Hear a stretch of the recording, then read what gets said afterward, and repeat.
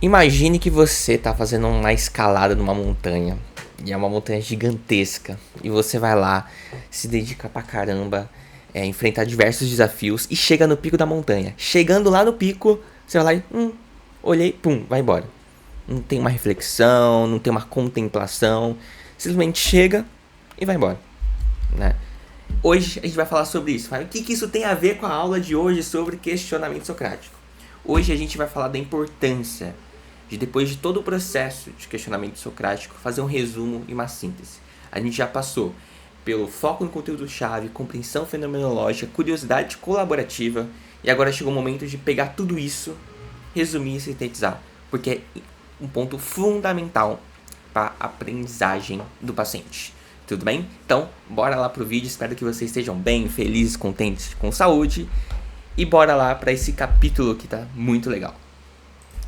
Bora lá então, galerinha. Só queria dizer que eu amo fazer isso aqui. É o ponto auge da minha semana. Adoro fazer essas aulas. E bora para o resumo e síntese, que esse capítulo, estamos no capítulo 8, quase na metade do livro. Não, estamos na metade do livro. Olha só que interessante. Metade do livro. Beleza. Esse aqui é o índice mais detalhado. Agora eu vou colocar um índice um pouco mais certinho, né? Tem uns 5 pontos para trabalhar hoje e a gente vai começar com a justificativa para o resumo e síntese. Já fiz essa analogia para vocês sobre subir na montanha e não ter nenhum momento para apreciar, contemplar, dar uma olhada ao redor. E por isso é um dos motivos fundamentais do resumo e síntese, né? Que você faz um monte de coisa, você sobrevive a diversos desafios e depois não tem uma reflexão sobre isso. É importante essa reflexão e a gente já vai ver o porquê é importante, beleza? Bom, temos 7 razões para sintetizar, resumir, e eu juro para vocês que essas razões são bem interessantes e dá pra gente aprender bastante coisa com essas razões. Então não pule essa parte que é muito legal. Se liga. Vou começar com o primeiro, que é explicando o custo emocional do processo. Gente, a terapia não é algo tão legal, né? Não é algo super divertido e tudo mais. A gente vai trabalhar com crenças muito enraizadas, crenças muito fortes, né? Crenças que são muitas vezes negativas para a pessoa, que dói fisicamente a pessoa falar sobre isso. Então, é muito importante a gente entender que esse custo emocional, ele é custoso, né? Como o nome já diz, ele é custoso, ele é dolorido, e valorizar isso, falar, parabéns por você estar encarando essas situações dolorosas, essas situações difíceis, né? E não só isso, não é só falar das experiências, das questões emocionais mais fortes.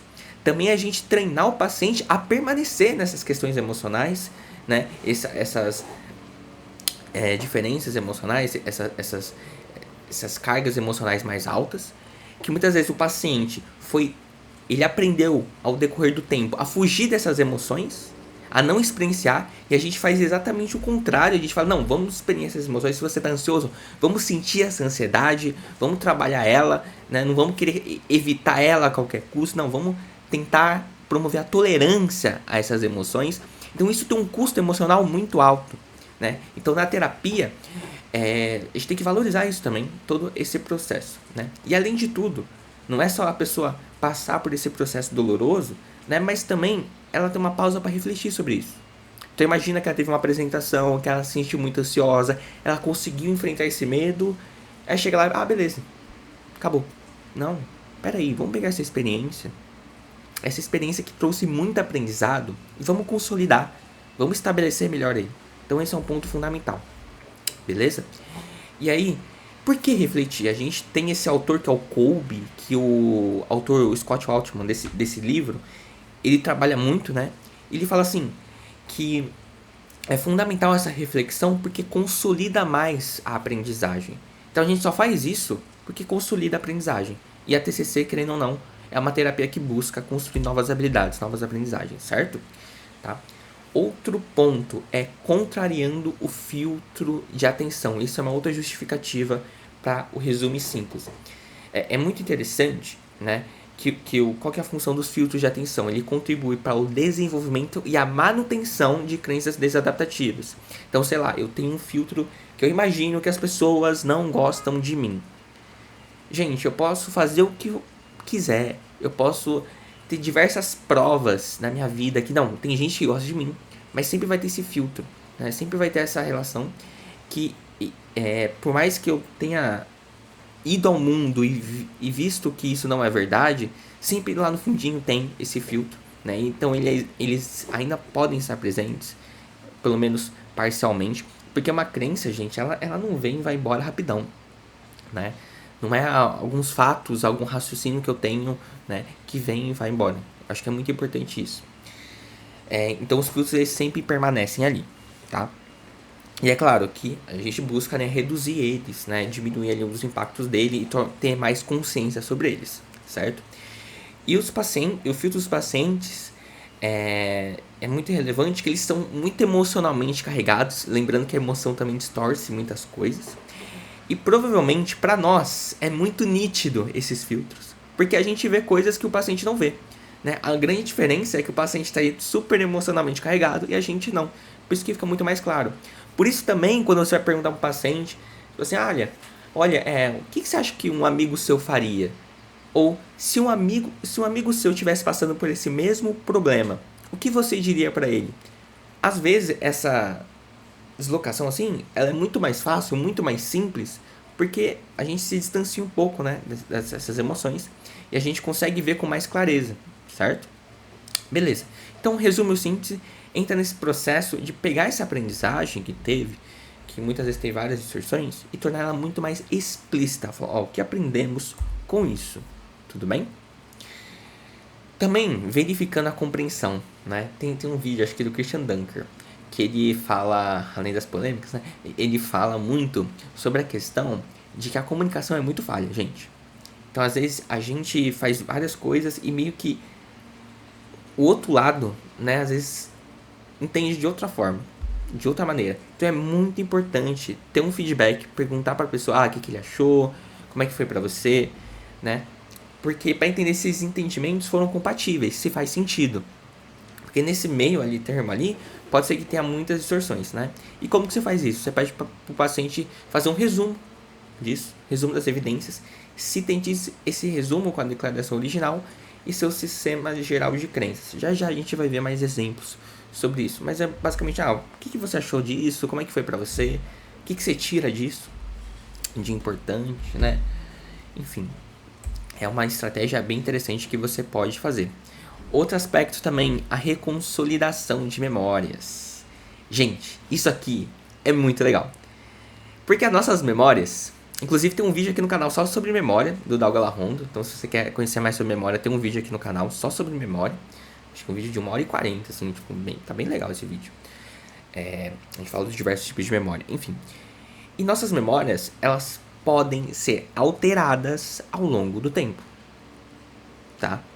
Por isso que é muito legal, às vezes, não sei se você tem um diário ou você grava muitos vídeos e tudo mais, porque você vai ver que a gente às vezes lembra de uma coisa, só que quando você vai ver, consultar ali, ver um vídeo ou ver o seu registro no diário, você vê que, mano, aconteceu coisas bem diferentes, né? Então nosso cérebro distorce bem as memórias, tá? Então é muito mais como elas são lembradas e depois recodificadas, tá? Então não é a memória em si, mas como que a gente lembra dessa memória. Esse é um ponto muito importante. E aí, precisamos, né, nesse aspecto, né, ativar elementos negativos dolorosos. Então, por isso que é importante trabalhar essas memórias mais negativas, memórias mais dolorosas, sintetizar as informações corretivas para viabilizar a consolidação de memórias. Ver ali o que está distorcido, ver ali o que não está, né, e tentar ali, fazer uma nova síntese disso, tudo bem? Outro aspecto é a acomodação esquemática. Quem fala muito disso é Piaget, né? Lembra na faculdade, psicologia de desenvolvimento, famoso Piaget. E é interessante, né? Quando a pessoa encontra novas informações, elas podem ser conscientes ou não com seu esquema. E aí você tem duas possibilidades.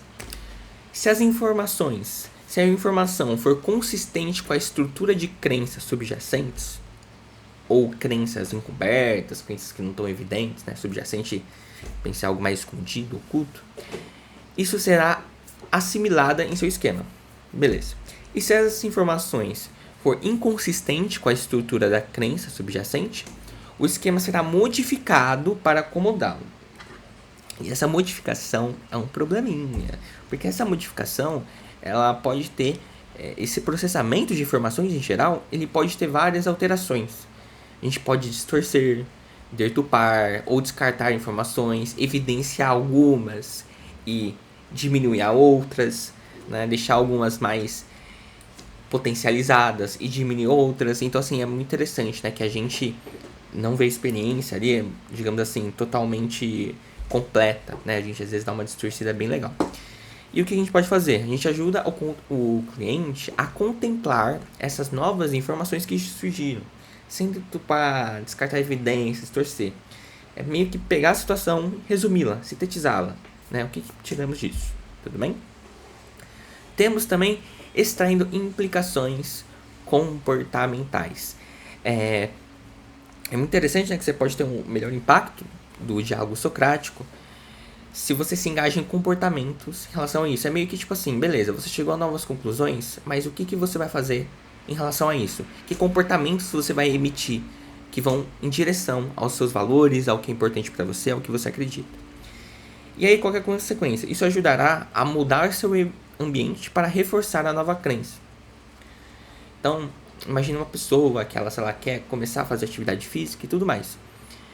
Ela precisa se cercar de coisas que incentivem isso a fazer essas atividades físicas. Seja em grupo, participar de grupos, seguir pessoas que têm pensamentos parecidos. Porque seu ambiente ele se torna um ambiente reforçador, né?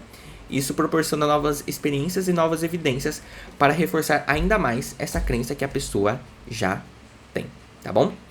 Outro ponto também, reforçando o uso de habilidades. O objetivo é o quê? Que o cliente aprenda a ser seu próprio terapeuta. Então, ele que chegue ali às suas próprias conclusões, ele que consiga ter uma certa autonomia, né?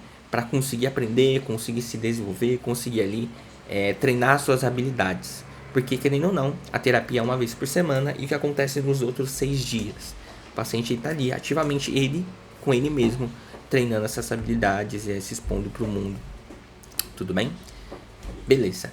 Agora a gente já deu muita justificativa, falou que é importante. Nesse ponto você já sabe que como é importante o resumo e síntese. Agora, como fazer isso? Bora lá então. Bom, gente, então, perguntas práticas que você pode fazer com o seu paciente para falar sobre resumo e síntese. Então, você já passou por todo o processo, chegou o momento do resumo e síntese. Que perguntas práticas você pode fazer? Primeiro, uma pergunta bem simples. Fulano, como tudo isso se encaixa? É uma pergunta. Além disso, né? Você pode resumir todos os fatos para mim? Outra pergunta. Como seria uma declaração resumida que pudesse capturar os dois lados? Então, às vezes a pessoa tá ali, né, fazendo um levantamento de hipóteses. Eu acho que a pessoa gosta, não gosta de mim. Que eu sou um bom profissional, não sou. Como é que você resume isso? Outra pergunta que eu acho que é sensacional. Quanto você acredita nisso? Precisamos moldar isso para tornar mais crível? Essa pergunta é muito interessante, porque muitas vezes você chega na pessoa e fala, você pode, como tudo se encaixa? A pessoa te dá uma resposta, aí você vira pra ela e fala assim, mas quanto você acredita nisso? Porque muitas vezes a pessoa tá falando algo que nem ela mesma acredita. Ela fala, eu acho que eu sou uma pessoa legal. Mas o quanto você acredita nisso? Né? Será que a pessoa tá falando só pra me agradar? Será que a pessoa tá achando... Eu quero realmente saber. Porque se isso não fizer sentido pra você, vamos recapitular, vamos modificar, vamos pensar de outra forma. Que não adianta nada você fazer um resumo síntese se isso não faz sentido pra você, sabe? Entendeu? Então, essa honestidade mesmo, assim, né? E essa autenticidade, assim, né? Além disso, essa pergunta acho que é muito boa também. Como você concilia nossa nova declaração com o pensamento que estávamos avaliando, ou a crença central que estamos focando, né? Porque imagina, a pessoa chega com um tipo de pensamento, sei lá, ninguém gosta de mim. Aí ela chega num resumo e síntese que diz, olha, eu acho que algumas pessoas realmente gostam de mim. E como que você concilia isso? Que você chega na terapia com um determinado tipo de crença e sai da terapia com uma outra conclusão que vai de encontro a essa crença. Como é que você concilia essa briga? Como é que você concilia essa diferença entre sua crença antes e o que você pensa agora? Porque isso né, essa dissonância, ela pode ser um pouco complexa, né? Então como é que você concilia isso? Então isso é algo muito interessante, né? Outra pergunta, qual é a nossa nova maneira de ver essa situação? Como devemos aplicar a nova declaração para a próxima semana? Como podemos testar isso? Olha aí o empirismo colaborativo, né? Chegamos a essa conclusão, e aí? O que a gente pode fazer nessa semana, hein? Para treinar isso aí, para consolidar, né? Como é que a gente pode colocar isso em prática? Isso é muito importante para a aprendizagem, né? E por fim, o que aprendemos sobre seus processos de pensamentos nesse exercício? Tudo isso, gente, é aquilo para consolidar, para fixar mesmo na memória da pessoa, certo? Tem esse exemplo aqui da Nicole, que é um paciente que aparece nos diálogos deste livro. Acho que eu recomendo muito a leitura dos diálogos, né? Recomendo muito a leitura do livro, né? E é muito interessante. Olha só um exemplo, assim, só para deixar um pouco mais claro. Ele fala assim, ó, Nicole, deixe-me reafirmar minha compreensão de que porque você pensa assim que é uma mãe ruim, do porquê você pensa que é uma mãe ruim, com base nas evidências que reunimos e nas anotações que fiz enquanto conversávamos. Beleza. Você acredita firmemente que é uma mãe ruim, e isso faz com que você sinta uma enorme vergonha. Aí, algumas das principais evidências de que você é uma mãe ruim são o fato de você ter sido declarada legalmente inapta como mãe e de ter na imagem mental de seus filhos sofrendo no orfanato. Existe a ideia que eles estão infelizes e de que isso é sua culpa. Além disso, várias pessoas disseram que você estragou tudo. Estou certo? Perceba, ele fez ali um recap de várias situações dos diálogos dela, né? E trouxe muito para o empirismo colaborativo, trouxe muito, olha, reunimos evidências juntos, né? Além disso, tem minhas anotações, identifiquei as principais evidências, que são essas. Ele faz ali, o terapeuta, um recap bem interessante, que depois ele vai mandar para o paciente. Tá, mas o que você tinha como resumo de tudo isso? Né? E ela vai auxiliando. Então, às vezes, o paciente vai precisar de um certo auxílio também nesse resumo e síntese, que é fundamental. Beleza? Agora, vamos entender certinho o que é resumo, o que é síntese, a diferença deles e como que a gente pode aplicar isso na prática. Beleza? Aqui vamos entrar só recapitulando alguns pontos, outros eu vou passar um pouco mais rápido que eu acabei já antecipando, né? Bom, para criar uma nova crença equilibrada e durável, precisamos criar um resumo das evidências que analisamos, que é muito importante fazer esse resumo, né? O ideal é o próprio cliente fazer um resumo. Às vezes ele vai precisar de ajuda. Só que aí a gente pode ajudar em pontos específicos, tá? E muito cuidado para buscar pensamentos puramente positivos, né? A gente sabe que a TCC enfatiza o positivo e tudo mais. Só que assim, não chegar a uma conclusão, não, todo mundo gosta de você. Você é bom em tudo que você faz, sabe? Porque isso pode ser totalmente fora da realidade. E aí você vai estar substituindo um pensamento distorcido por outro, certo? Beleza. Além disso, né? Você pode fazer uma pergunta, né? Então, como isso tudo se encaixa? E a primeira abordagem é perguntar ao paciente, né? Como ele encaixa tudo isso. Então, tentar promover essa autonomia do paciente, não falar para ele logo de cara, né? Você pode perguntar também, você pode resumir todos esses fatos para mim? Como seria uma declaração resumida de capturar todos os lados, como a gente já conversou, tudo bem? E aí, é interessante notar que o paciente vai ter mais proveito se ele conseguir chegar a essa conclusão por conta própria, tá? Então, sempre tentar focar nisso. Você pode ajudar na intervenção, em 3 pontos, né? Às vezes, resumir as evidências de apoio, fazer uma recapitulação geral ali das coisas que acontecem que são relacionados à crença, resumir as evidências não confirmatórias. Então a pessoa acredita em tal coisa, aí você pega as evidências que não confirmam isso, né? Ou também a pessoa conseguiu pegar as evidências de apoio não confirmatórias, só que ela não consegue ligar um ponto na outro. Isso é muito importante, você faz essa conexão, né? E lembrando que a gente consegue fazer isso com mais facilidade, não é porque a gente é um super gênio, né? Porque realmente a gente não está tão ligado emocionalmente nisso, né? A gente não tem os filtros cognitivos que a pessoa tem, então pra gente fica mais fácil. Além disso, né, uma outra questão, né, o quanto que você acredita nisso.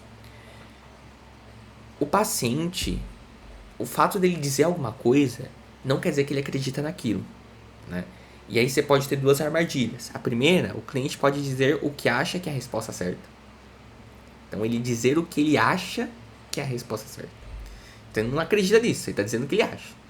Outro ponto é, o cliente pode dizer o que o terapeuta quer ouvir. Então pode cair nesses dois pontos. E aí o que você pode perguntar, né? Você acredita nessa afirmativa? O quanto você acredita nisso? 20%? 50%? 99%? Né? E aí, dependendo da situação, você pode reformular isso para algo mais crível. Beleza? Esse seria o resumo. Agora a gente vai conversar sobre o que seria a síntese. E ele primeiro faz essa diferença entre análise e síntese.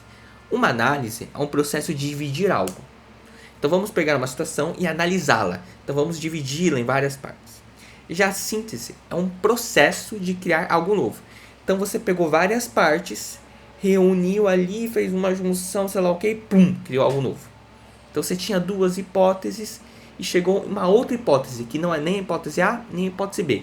É uma outra hipótese, chegou na síntese, né? E o diálogo socrático, ele é tão brabo que ele une a análise e a síntese, né? Ele decompõe uma situação, então analisa a situação, decompõe ela para melhor compreender e depois sintetizamos para criar uma nova perspectiva. Isso é incrível, não é mesmo? E um aspecto muito importante é ajudar o cliente a sintetizar as declarações ou descobertas discrepantes, como apresentando a crença anterior e a nova conclusão juntas. Essa é aquela ideia, né? Você começou com uma determinada crença, chegou no final, ali, todo o processo de questionamento socrático, você tem outra crença. Como é que se lida com isso, né? Com essa discrepância de uma crença com a outra. E ajudar a sintetizar essa nova crença e criar outra. Beleza? É algo bem interessante. Bom, aí tem uma pergunta, né? Como que você concilia nossa nova declaração com o pensamento que estamos avaliando? Isso é muito interessante, né?